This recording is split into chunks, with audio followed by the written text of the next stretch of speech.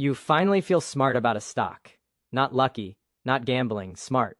You've held it for years.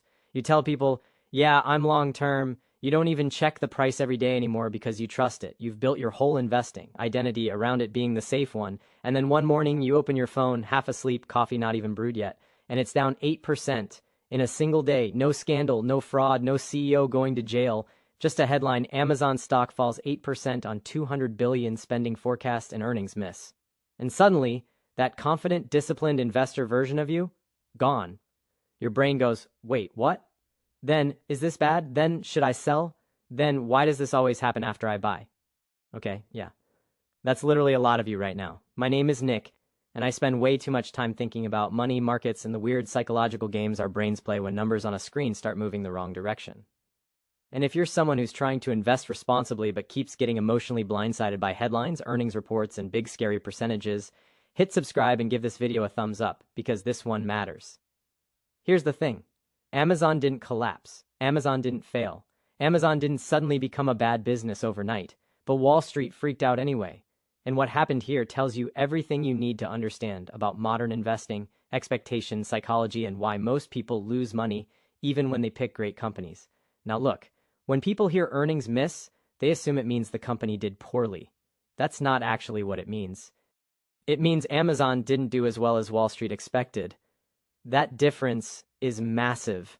Amazon still generated hundreds of billions of dollars in revenue. They're still one of the most dominant companies on the planet. Prime is still sticky. AWS is still a cash machine. Their logistics network still makes governments jealous. But here's what most people don't realize. Stocks don't move based on reality. They move based on expectations versus reality. And Amazon just ran headfirst into the expectations wall. See, analysts had priced in near-perfect execution. Strong margins, controlled spending, AI-driven efficiency. The narrative was, Amazon is done with the spending binge, now it's profit time. And then Amazon said, actually, we're going to spend about $200 billion. Boom, that number alone short-circuited everyone's brain. Because $200 billion doesn't sound like growth. It sounds like risk. It sounds like waste. It sounds like, uh-oh, here we go again. Now you might be thinking, Nick, spending money is bad, right? Isn't that why stocks go down?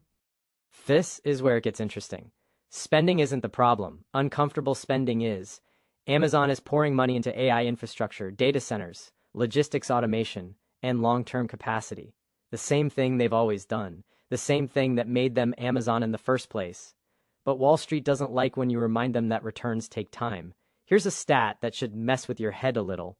According to data compiled from S&P earnings calls over the last decade, stocks that increase capital expenditures often underperform in the short term, but outperform over 5 to 10 years. The market punishes patience, then rewards it later, just not to the same people. Think about Amazon historically. For years, analysts complained they didn't make enough profit. Then suddenly they did. For years, people said AWS spending was too aggressive. Then it became the most profitable cloud business in the world. This pattern is not new. But every cycle, people forget it. Now let's talk about why the stock dropped 8%, because this is the part most people miss. An 8% drop in a company the size of Amazon isn't just emotional panic. It's math. Amazon is one of the largest weights in major indexes. Pension funds, ETFs, mutual funds, and algorithmic strategies all rebalance based on earnings guidance. When forward margins look weaker, because spending goes up, those models mechanically reduce exposure. No feelings involved, just spreadsheets dumping shares. And when that selling starts, retail investors see red, feel fear, and pile on. That's how you get a single-day move that feels personal, even though it isn't. Now look, let me challenge something you probably believe.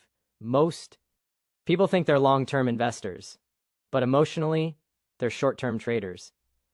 You say, I'm holding for 10 years, but your heart rate spikes on a one-day move. That's a mismatch. Amazon just exposed it. Here's a psychological concept called loss aversion. Nobel Prize-winning research shows that losses hurt about twice as much as gains feel good. So when Amazon drops 8%, your brain experiences it like a 16% emotional hit. That's why your rational plan disappears. And this is where bad decisions get made. Now you might be thinking, okay, but what if this time is different? What if Amazon really is overdoing it? Fair question. Let's do some actual math. Amazon generated over $570 billion in revenue last year. A $200 billion spending plan spread across multiple years is massive, but it's not reckless relative to their scale. And more importantly, much of this spending is aimed at AI infrastructure, which has extremely high operating leverage once built. Data centers are expensive up front, but once they're running, margins expand dramatically. This is the same playbook as AWS in the early 2010s. Pain first, profit later. Wall Street hates later. Now here's what most people don't realize, and this is critical. When a stock drops on earnings, you're not watching the business change. You're watching expectations reset. That's it. The company didn't shrink overnight. Your ownership stake didn't evaporate, but the price you could sell it at changed because other people recalibrated their optimism.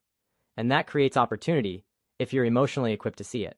Let me give you a quick story. In 2014, Amazon stock dropped nearly 10% after an earnings miss tied to, you guessed it, heavy spending. Headlines were brutal. Analysts downgraded it. People said Bezos was burning money. If you sold then, you felt smart for avoiding more pain. If you held, Amazon went up over 1,000% over the next decade. Now, I'm not saying that will repeat exactly. Markets are different, competition is different, but the pattern, short-term punishment for long-term investment, is very much alive. And here's the uncomfortable truth. Most people don't lose money because they pick bad companies. They lose money because they can't sit still while good companies look bad temporarily. That's psychology, not finance. Now let's talk about what you should actually do with this information, because awareness without action is useless. First, stop anchoring to the price you paid. Your brain loves that number. It feels meaningful. It's not. The market does not care what you paid for Amazon. The only question that matters is, would you buy it at today's price, knowing what you know now? Second, understand what kind of investor you actually are. If an 8% drop makes you anxious, you are not as risk tolerant as you think. And that's okay. But you need to adjust your position size accordingly. Holding fewer shares and sleeping well beats holding more shares and panic selling at the bottom. Third, zoom out. Amazon's drop looks dramatic on a one-day chart. On a 5-year chart, it's noise. On a 10-year chart, it's barely a wrinkle. Long-term wealth is built by people who can emotionally survive short-term embarrassment. Fourth, separate headlines from fundamentals. $200 billion in spending sounds terrifying until you ask, on what? For how long? And what's the expected return? Ending to cover losses is bad. Spending to build monopolistic infrastructure is often very good. And finally, this is the hardest part. Accept that volatility is the price of admission. You don't get Amazon-level returns without Amazon-level discomfort. If you want stability, buy bonds and accept lower growth. If you want growth, you have to coexist with uncertainty. There is no free lunch. So if you're staring at your portfolio right now feeling uneasy, let me leave you with this. The market's job is not to make you comfortable. It's to transfer money from the impatient to the patient. Amazon didn't fall because it's broken. It fell because expectations got ahead of reality, and reality pushed back. The question isn't what Amazon will do next quarter. The question is whether you can think longer term than the average investor, because that's where the real edge is. If this helped you think more clearly instead of emotionally, hit like, subscribe, and stick around. We're building investors here, not gamblers.